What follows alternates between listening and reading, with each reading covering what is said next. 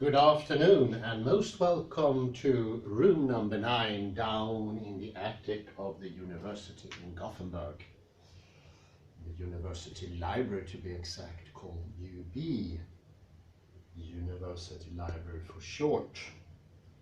I will today talk about how understanding is dependent on a changing world. And this needs to be really thoroughly understood. If we have a subject-dependent reality, that means any development in the subject is something that will be mirrored in the object. Otherwise, there is no development in the subject. So we cannot have knowledge with an idea of an unchanging world. That's the old model, and that old model comes from a lower grade of understanding, and there is no other model possible. And this is exactly the dialogues where Socrates talks to Timaeus and the others and says, everything is already out there, or knowing. It just needs to be uncovered or born. He used the word maios, or maietik, to be born. And he saw himself as what is it called? Wife maiden in English, barnmorska, the one who delivers babies. And the babies were somehow already conceived and ready just to be taken out of the womb of knowledge somewhere, or the cave, or somewhere else. Everything was already fixed and ready. And this sort of fixedness we find traits already in the pre-Socratics. Parmenides, who doesn't allow emptiness. How existence could be without emptiness, he did actually wonder himself. But that solution was not a possibility for Parmenides. And then we have time. Zenon could not perceive of a no time. Every instant was time. So there was no time. That was an impossibility. And so on. And Xenophanes, who could not see properties as being real. So God has to be without properties, because properties are either arbitrarily, random, and not of this magnificent kind that is the fixity. Well, we don't agree with that because of quantum mechanics that puts the subject into place all of a sudden, quite abruptly, I would say even. It was so abrupt. I saw a YouTube clip yesterday. It was this very good presenter from England, Ibrahim Al-Khalili, I think his name is. And he talked about why Einstein could not accept that this determined fixed world was a fact, despite observations and also thinking to the contrary. So you see, it is pretty stuck, and the stuckedness reinforces itself. But I have a positive message here, and that is that you can change the preconditions that you were born into. This fixedness, I assume, was already well established. Maybe at the same time you learned to talk, or just previously. We discussed that earlier when we mentioned H.H. Clarke and his development linguistic theory, where he shows that the most simplest prepositions like in and on are learned pretty soon, maybe at the very first outtake of learning language. Whereas the more complicated, much more complicated, I had to add, into and upon are learned later. And then we have this huge gap when it comes to out of, because that takes the negative. And a child until 4 years old or 5 doesn't understand the negative. And we don't have, there are some certain languages, for instance the Yamumi language in the Amazon, who doesn't, still to this day, has developed antonyms or contradictions. So that is a whole other level of complication. And I think the example needs to be repeated until you understand it. I do it in my head sometimes and try to fathom, why is it that out of takes a negative? Well, is this, there is no direction out of. Into, it's always directed.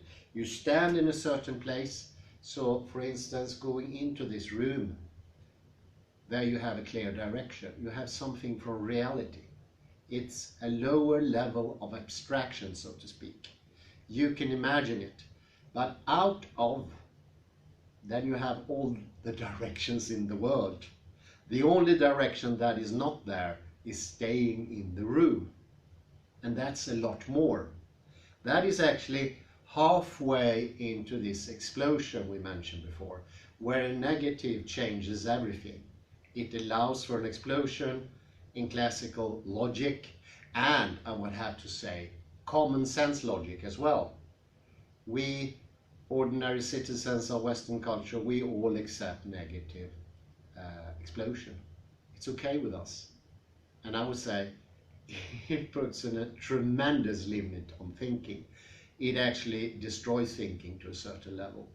It is not correct how the world works. It's not a good method, so to speak. And this is partly what I want to talk to you about today. It's a misunderstanding of sequencing. It's also a misunderstanding on what can be established at a certain point in time. And we mentioned that before, the why need to come before the what. And that is also how we learn these terms. Why is first and what is later. Why is easier for a kid to understand because why is what a kid is about. It knows it has a will, or pretty soon learns that it has a direction. And any one of you who have taken care of kids know the word why not doesn't really mean anything to them. Or why should you? Because they imply a negative. And negative got established much later. And actually, I read a little more from Clark, and really thorough understanding of the negative doesn't come until 7 or 8 years old. That complicated, so different from the positive. And I constantly hear parents using the negatives to children. You can't do that, could make sense, it's a limitation. But explanations that use the negative won't work on a kid. And that will actually confuse the kid and make it frustrated. And that could actually lead to the kid never understands it thoroughly. It just comes in due time. If you stress it, you are causing the same thing as the schooling system is doing today, like pressing things on too early, thereby causing dyslexia, or greatly helping to dyslexia becoming very common today, and HDAT and OCD and similar things. These are not a matter to be taken too easy or too randomly.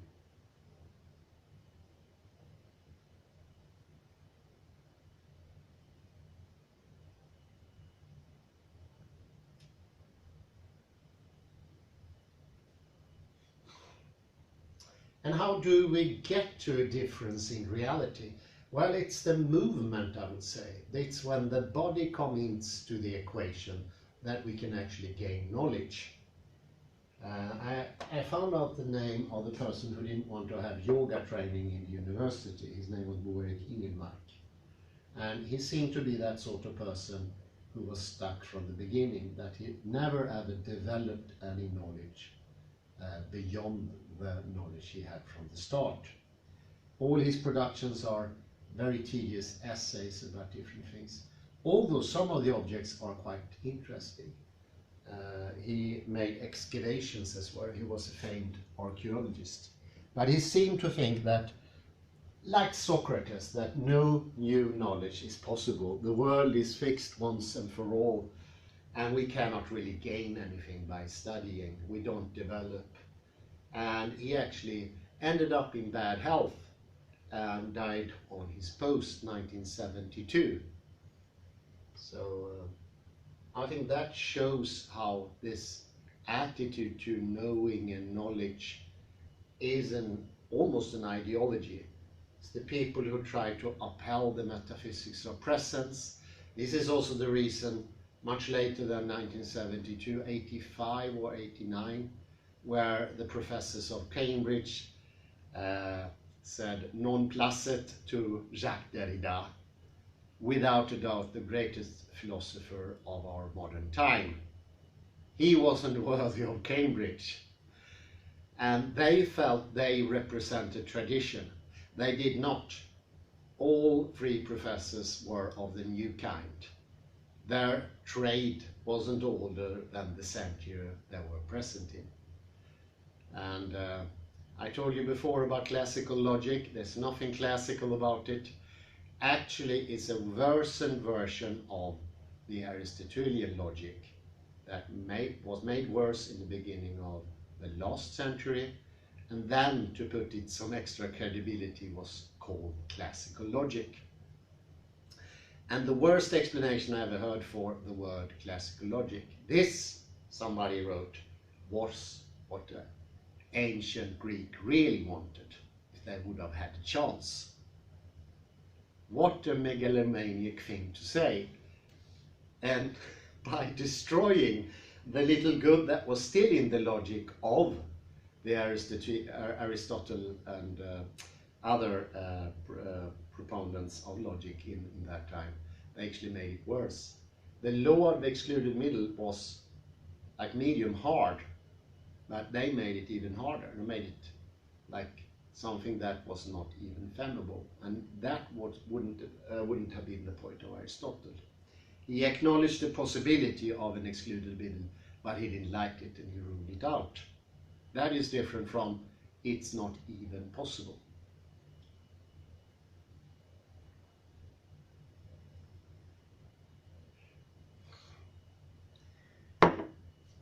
What Bo Erik Ingelmark also defended was an unjust system, where you only kept the knowledge you were born with, or also a circumstance of your upbringing. And the very idea that that could be bettered somehow, via, for instance, yoga or other thing he opposed. He did not like the idea of people sharpening them intellect. It should be a firm established knowledge, and everybody had to do their best, even though some people were much less sort of prone to do these things. So the whole idea of changing yourself was something of an absurdity. And for a change to occur, also the world needs to change. You see, if you start understanding that we need to change, then the unchanging world is also in peril. So he would have lost in both places. It needs to be defended. People needs to put their feet down and say no to knowledge and a changing world and development. And this, of course, creates an incredibly unjust world. You are stuck what you get in the beginning. What will happen once you enter into the educational system? Well, if you are the unlucky ones who are not very skilled at acquiring knowledge, you're not very balanced, you will feel worse and worse about yourself, and because of the hierarchical system, you will actually go down in chaotic organization. This is a lowering of people, and I would say, pretty sure, this is the reason for ADHD, dyslexia, and et al. I met very few people suffering from these things, these afflictions, who at the same time don't suffer from a lack of self-esteem and a lower place on the hierarchical scale. We manage to make the society unjust when it comes to knowledge. And we really dislike the idea of people changing within the education system. And when we say we want people to change, we don't mean it honestly. It's not an honest saying. What they should change is on the surface, how they talk. And this is, of course, about the much mentioned neologism of modern time, something that Ricoeur felt to be horrible. The renaming of things instead of knowing things. What is that? I don't know. Well, let's call it the squirt. You see, this actually blocks off knowledge rather than give knowledge. It's a ludicrous game, and I think that's also the reason I often hear the question in my lectures, what is that? Who is that? What is that? And so forth. And this is, they want to hear a renaming. They get conditioned to renaming, and they want to hear renaming. They're not interested in going deeper into things. And this is, the depth is actually the body. This is where we have the deeper understanding.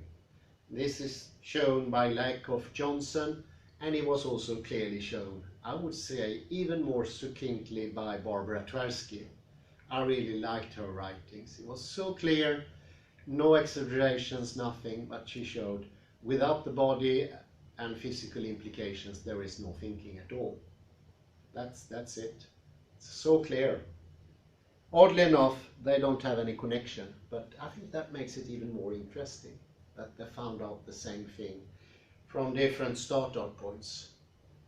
So I do think there is an opening going on here, and that opening seemed to be in neurology, science of cognition, and these like adjacent areas. You could say that Lakoff-Johnson, they are more close to linguistic or interest in language. And I think it's so interesting that both Lakoff and Johnson were actually disciples of Noam Chomsky. And they were very strong adherents of Noam Chomsky as well. And this goes to show that you can change as a person. Although some people will claim the opposite. They actually changed in a direction that was quite different. But oddly enough, they used some of the material, the understanding of Noam Chomsky, but turned in a quite different way. So I can still understand how they had use of the learning from Noam Chomsky, but it was turned in a way. And that is also interesting. When you get more flexible, you take in space, you will also be able to change knowledge. So there is nothing bad with knowledge that is on a lower scale. It still has usable elements. And that's definitely the point from both Jacques Derrida and one of his better interpreters, a Luxembourgian chap named Rodolphe Cachet. We can reuse knowledge, and I would say possibly even complete non-knowledge could be usable. By taking in the negative area and not making divisions too sharply, we can be friends with no knowing and wrong knowing and so forth and use it. I think this is a very good example in Lakoff and Johnson. Preemptive divisions is lack of understanding, it's lack of complexity. And as I said, our preconditions can actually be changed, because fractality is a part of the world. And we do not have to live in this simulacry of Ian McGilchrist. There, even our own thinking sort of imitates the idea of a world out there. And this is something Heidegger called representational thinking, but he had a much better word for that. And I'll go back to Heidegger later. This is actually coming from Heidegger here, Danken and Denken.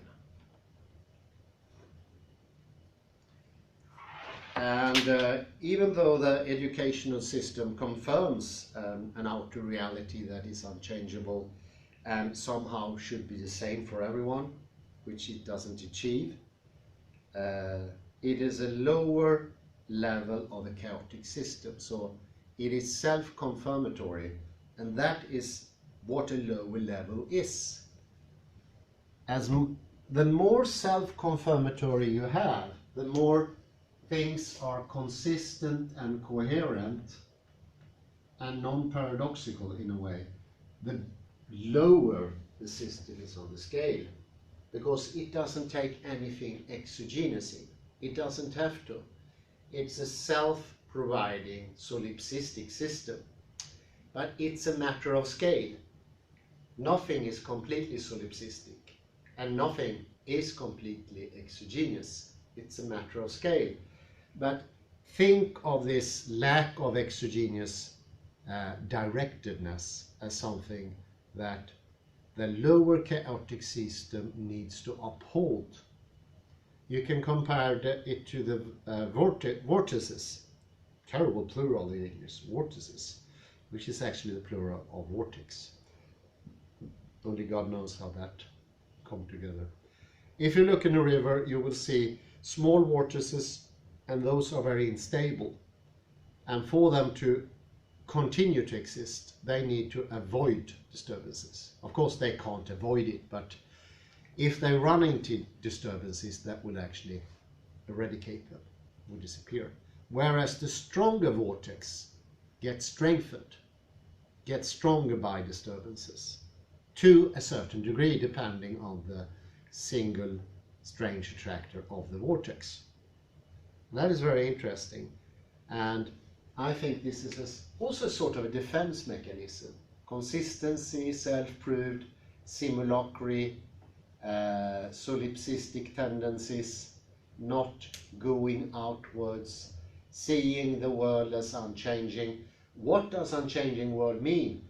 Well, maybe it just means self-confirmatory. That, to take the trope of Rodolphe Gasset, you look into the mirror and you directly, without thinking, think that the true original is in the mirror reflection. That's very quick as well. It's not deep thinking. And this is probably this self-confirmatory thing. This is what we call real. And it's a highly subjective predicate in that sense. So we don't reach out into the other world, and thereby we don't even reach out to other people. So Bo Erik Engelmark's sort of gospel is, you who go in here, who are at the lower level, you remain in your own world, and what you say to other people won't be perceived as something good. It will be on a lower level as well. So you lose on all ends. You don't make sense anymore. The reality you have in the end is just your own. And actually, and this is might be the worst, and this comes from private language argument, you won't even make sense to yourself.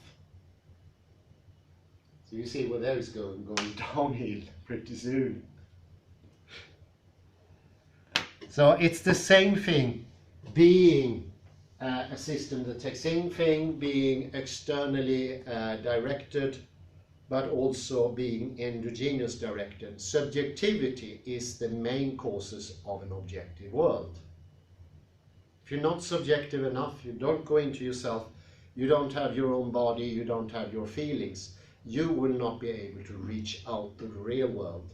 And then you will have less real world, and you will become more of a self-consistent, non-paradoxical, coherent system.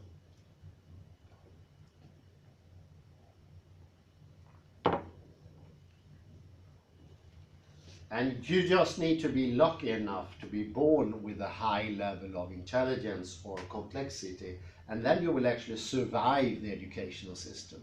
But you know, you won't know why you did that. So you can't be a proponent of what you think yourself. A little bit like Derrida, who had this fantastic quality, but he wasn't aware of it. Well, at least not to put it externally to other people. Henry actually gave me an excellent example. It's about the spin. And if something like an electron spins anti-clockwise, and the entangled electron will spin clockwise, anti-clockwise for another observer. This is complementary. Downward spin will be upward spin for the other person, and this happens simultaneously, directly, and this is this strange thing, spooky action at a distance. But on another level, on quite another level, it's the same thing. On a higher chaotic subjective system, it's the same thing. And that is actually very close to the Necker cube. In ordinary speak, we discovered the Necker cube in the late 19th century, I think. But it has always been referred to as a single thing, not two different things like wave and particle. But it is actually two different things. There is very few people on Earth that can perceive it as one singular thing. And this also holds true for quantum mechanics. At a certain higher level, wave and particle are not different. But that person will still be able to understand what difference is. And he could argue for difference. He can say, this is difference, this is nothing else. Please help yourself. So the realization is still there, but it's muted on a lower level. And this is very important when understanding higher and lower level when it comes to chaotic complexities. That is that everything that is on the lower level also will be present on the higher level. Nothing disappears in chaotic systems. Actually, chaotic system is more encompassing when it comes to time, space, and knowledge. They always have all the parts that you find on a lower level, and more, and even more so. So it's a developing thing. Go higher up, everything of this is here in the higher level, and then higher level you have even more. And for each level of complexity you gain direction and permanence and sustainability, resilience, and so forth, things I mentioned before. And you don't lose your ability to separate between wave and particle. Actually, it will be stronger. So you will be able to present that even clearer than before. And this is important to understand, because this is an important trait of chaotic system. Nothing is lost in them, everything. Everything is inside the chaotic system.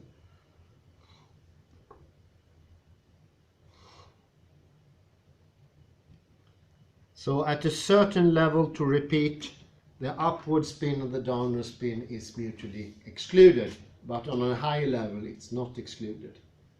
On a lower level it has to be excluded. That's because the system is not strong enough to sustain it. There is not an understanding level that is sufficient. There is not a complexity that's sufficient. To force that on the lower complexity would be a disaster. It should not be done. Once more, I think we have a very good point there when it comes to quantum mechanics.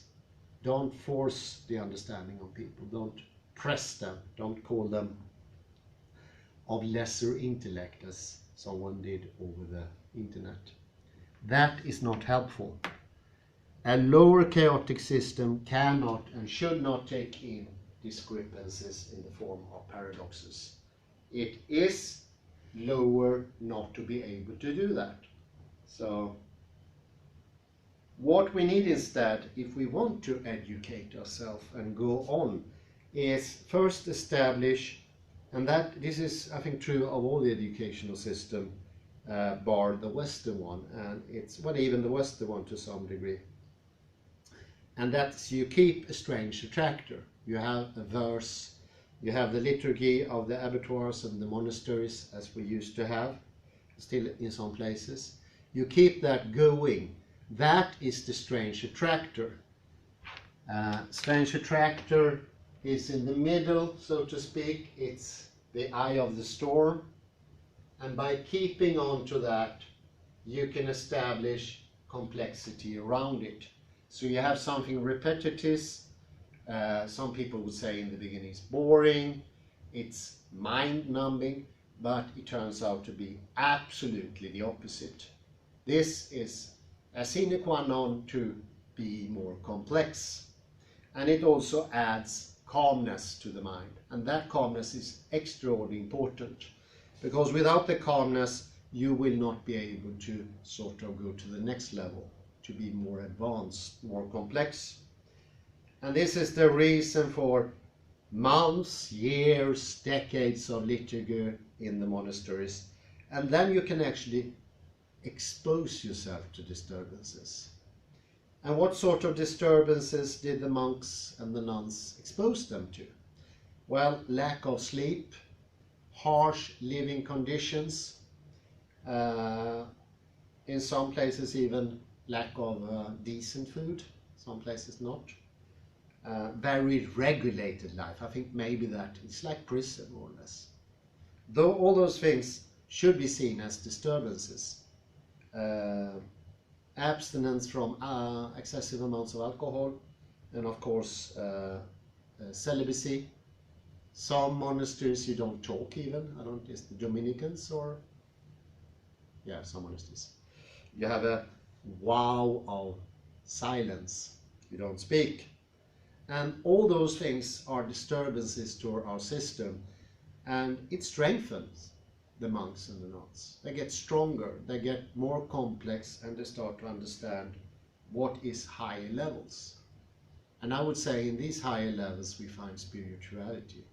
We find presence of God, we find higher things to strive for. And these higher things are not sacrifices. These are literally higher, because they contain everything that is below, and it still has more. So I think in the modern society, well, that started like 300-400 years ago, that people thought that the monasteries was awful places, like prisons. They were never meant to be that way, and that understanding is a modern understanding. And we didn't understand what was the sort of charm with a monastery or a nunnery. And the charm is, of course, this development. And you don't lose anything. When you leave the monastery, you can still have whatever you want when it comes to wealth, money, or else. You're free to do that if you leave it. So it's a development thing. And if you look to the east, for instance, in Thailand, until pretty recent, all young people were sent to the monasteries for 6 months, like confirmation. And that's sort of tough. But for them, it wasn't. I spoke to some. Never went to Thailand, I met some abroad, and they said it was fantastic. That sort of made them more balanced and made it possible for them to enjoy the things in life even more. Wealth, for instance. So it's no exception. You're not a bad person if you enjoy wealth. It's the way you do it. It's a lower way. I was mentioned just before here, sneakiness. Some people really wanted even the smallest amount of money, even though they have everything. And that's a lower take on this coherent, consistent system. And then you need everything. You can't lose anything, because the idea of giving anything away from the little harmony and complexity you have, it seems like a lost.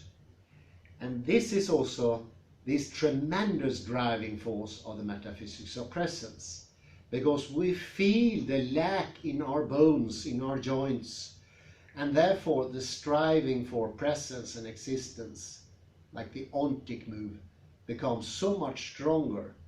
And I can bet you can even go into violence, but it's very strong. You become bitter within yourself, and you need to defend the firmness. And you also need to explain to yourself for all the knowledge you lost, all the time you had to gain knowledge, to develop, get more balance, to understand more, to have more time. Like in the idea, you can see into tradition, you can see into the future.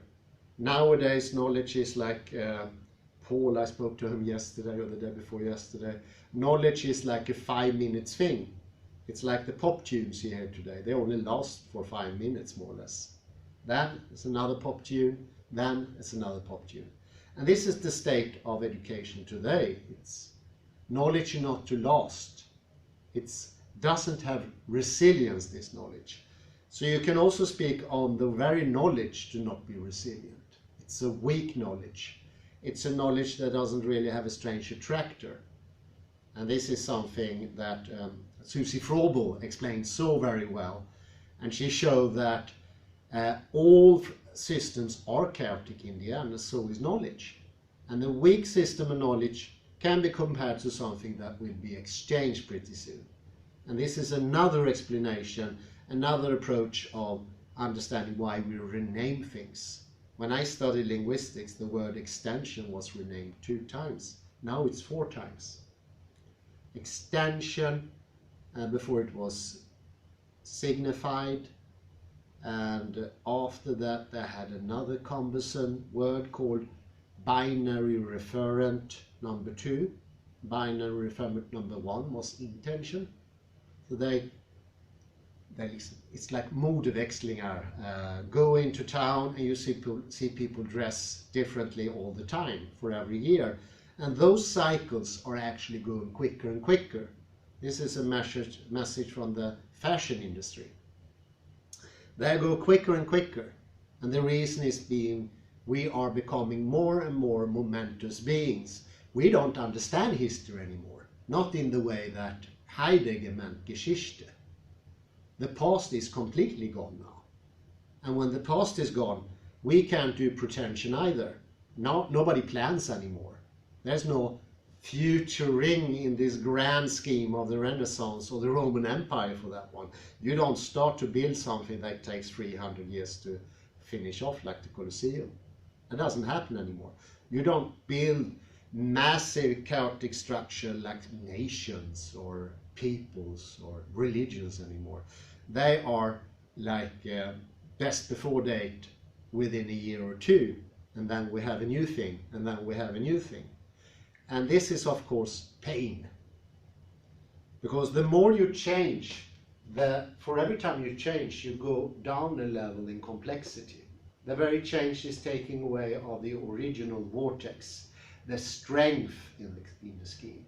And for every time you change, you also sort of arbitrarily say, this I'm going to take away, that's no longer part of the world, this is not part of my ideology, tradition should not be part of my reality, something we said rather recently here in Sweden.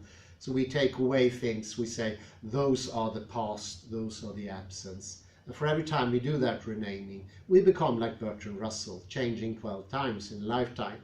He got more and more desperate at the end and more bitter. He was a horrible bitter person at the end. And he was just complaining and being depressed. This is what happens because you get less and less. You get, like Bo Erik Ingemark, you get hardened in your heart. And we human beings actually need knowledge. We need to progress.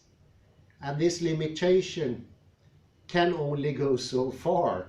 I think we reach like some sort of wall. And now we are almost knocking our heads to the wall. And free genres, free subjects have already left the scene. Cognition, science of cognition, they won't play this game anymore. Neurology left. Artificial intelligence has left. And I think the next subject that will leave is linguistics. That's my bet. I think Noam Chomsky, all his theories that will disappear within 10 years. This is my prophecy or my prognostics. And then linguistics will be the next new subject that will sort of take the banner that Ian McGilchrist put down in his book, The Master and His Emissary, and now this grandiose book I read last night, tried to read, it's very heavy. Actually fell asleep with the book on my head. Thank God I didn't wake up with a printing color on my face. This has also affected our thinking. I wanted to mention how Heidegger pointed out that thinking today is a lower grade of thinking, is Denken, as he calls it. But he thinks that Denken comes from Danken in ancient means which means giving thanks or gratitude, and also plentitude. And that we earlier didn't have this limitation in our head to take away all the structures, all the complexities of our thinking and reducing it just to representations. And we spoke about this before, that people today are obsessed by knowing whether their thinking is correct or not, comparing it to memories and giving it the seal of correctness. And that striving you also seen in the outer world, Kalle, this obsession. It used to be healthy, now it's an obsession to know which is the original or which is not. It's gone too far. It doesn't make sense anymore. And it's this idea of the true original, the true fact. And I read a horrid book a week ago about a woman who said, there is no chance of knowledge anymore because of the internet and media and everything. Nobody can know anything. And she suggested everybody should spend at least 20 hours a week doing source criticism. You still don't know anything. It's a horrid prospect. The whole book looked really like a horror novel of Edgar Allan Poe or something like that. I got shocked when I read it. Poor woman being that word. Fractality shows that with healthy thinking as Heidegger saw it, a thinking that doesn't have limits, a free thinking. It's like creative, open-minded thinking that doesn't have to obey rules of reference or confirmation or representation. It's a horrid way of sort of lowering thinking to be representations of reality. I can't think of any worse fate of thinking. That is no thinking at all. It's a ridiculous mimicking game, and our minds don't work that way, which makes it even worse. It's like you try to imitating something that's not part of your natural system. You enforce an idea, thereby limiting whatever you can reach and saying, oh, the world should be this way because we developed what you think, the same thing within technology. It's like producing things that are all similar, and they are identical, and they have existence and so forth, you see. So we try to mimic a computer, but the odd thing is, the ones who's making computers today, they're really advanced, artificial intelligence, they completely disabandon this idea of representation. They don't think that human brains are representational systems. They don't think memories are true ideas of some original happening, a moment that was true in the past, something really ridiculous like that. They think completely different. They think chaotic, fractally, and they think in a way that can take a lot more information, and they can take different information at the same time. And how it also, as Susie Frobe, can stretch into the past and into the future. So you can understand more, and you can have different levels of understanding. Whereas this lower level of understanding can only have one thing at a time. And that's another reason I think people like Bertrand Russell changed all the time. Because he felt his perspective to be limited. And then he jumped to the next perspective and saw this is where I had the things that I was losing out on. It could look like this. This could be the chaotic system of Bertrand Russell.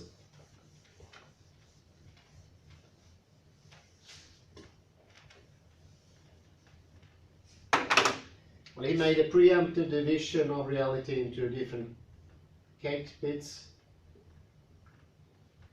And when he stays in one, he loses out on the others. And therefore he needs to change to another one. And then he loses out on the others. Because he doesn't take in totality. Only a chaotic system can do that. Chaotic system can also have different thinking levels at the very same time.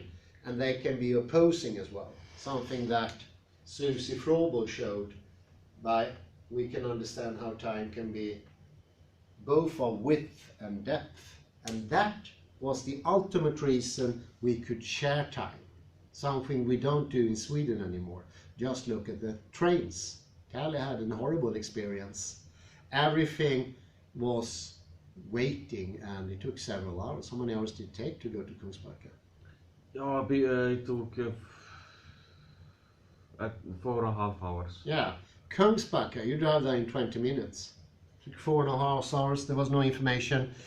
This shows clearly, if anybody disagrees with that, you're not talking about anything sensible. This shows that we don't have any connection to time, and we definitely don't have any connection to shared time. This has effects, and those effects you find in the natural world.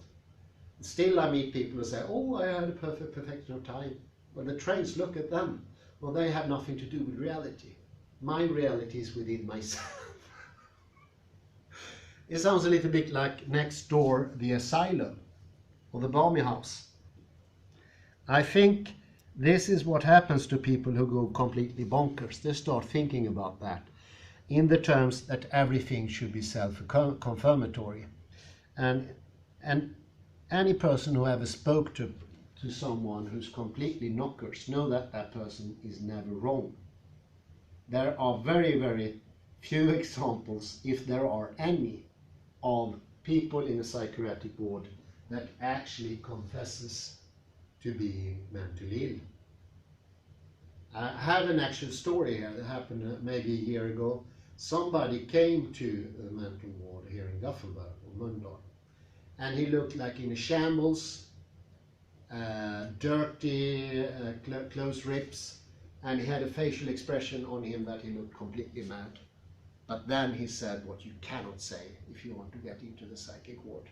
I am mentally ill. They know directly something's wrong here, because they never admit they're mentally ill. It turns out he just wanted to have some free food and hot place. They arranged that at some other place, but they didn't allow him to the psychiatric ward. He had the telltale sign of claiming that he was nuts, and they never do that, never ever. And most analytical philosophers, I won't say they're bonkers, but maybe they're halfway. They never admit they are wrong. I think Searle would have gained so much in a discussion with Jacques Derrida if at least to some extent he admitted his faults. This is what Derrida did, but never John Searle. Because once you start to establish this, you just lose out by giving away some of your absolute correctness and say, I could be wrong. You lose things. Whereas in a more complex system, you don't lose anything. You just have more, you gain more. So it's the higher system is more of a cornucopia. It's a gainage system that you gain more and more all the time. And the stronger the system goes, the more difference it can take in. And this is what Heidegger means with fresh, healthy thinking. What he called denken, thankfulness. And that's thankfulness towards yourself. It's an open thinking that doesn't have preset limitation. It's healthy. And I would say this healthy thinking also bring about a healthy body. Something that Heidegger often pointed out. Look at me, I'm at good health, even at my advanced age. And he kept his mind all at the end. He was sharp. And I think one of the last interviews was from the German Bild Zeitung. And look at him, it's on YouTube. He's sharp as tinfoil. It's very sharp. You could cut yourself on him. And the journalist didn't have his go about him. Heidegger actually showed him his place, his proper place. And this is a chaotic system that constantly grows. It never ceases to grow because it's an expansional, and I would say, in the very end, a permanent, eternal system, like the Milky Way, and it can even be better. I say thank you very much, and I wish you a very pleasant afternoon. Thank you.